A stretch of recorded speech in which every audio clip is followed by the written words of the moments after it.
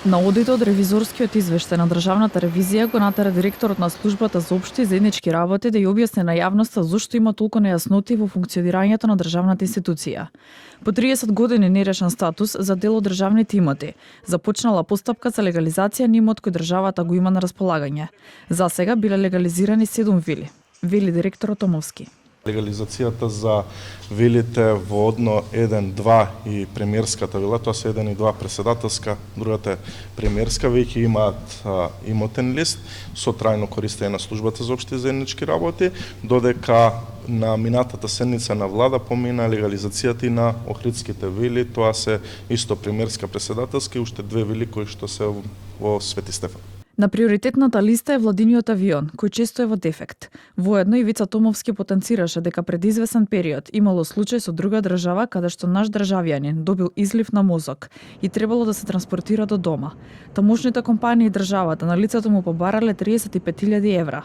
Доколку ние сме имали авион со можност за потребната медицинска опрема, лицето би можело да се донесе дома за 3.000 или 5.000 евра.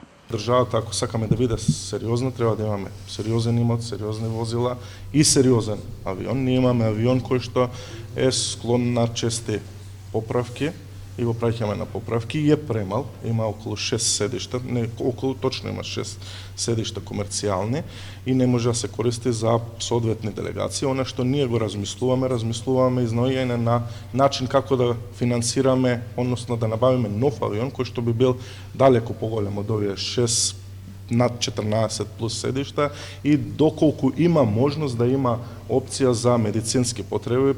Томовски нагласи дека службата на лизинг има 45 возила марка Шкода, кои ги возат министри или возила со кои се пречекуваат делегации. Има едно блендирано возило Мерцедес, но тој смета дека сепак треба да се набави ново возило. Доста е старо и можеби треба да се набави ново. Не сме размислувале на таа работа, меѓутоа кога ќе доаѓаат специфични гости од странство, вие мора да имате и тако специфично возило. Ево можам конкретен пример да дадам. Премиерот Орбан, кога беше во посета на Македонија во Охрид, си донесе сам блендирано возило, бидејќи ние немаме такво возило, односно нашето возило не ги исполнува оние безбедносни протоколи кои што тие си ги имаат зацртани. Во однос на забелешките наведени во извештајот на ДЗР за низок износ на уплата на дневниот пазар во објектите под СОЗР, директорот посочи дека при преземањето на институцијата затекнал работа без фискални каси, но во рок од 2 недели истиот проблем бил отстранет.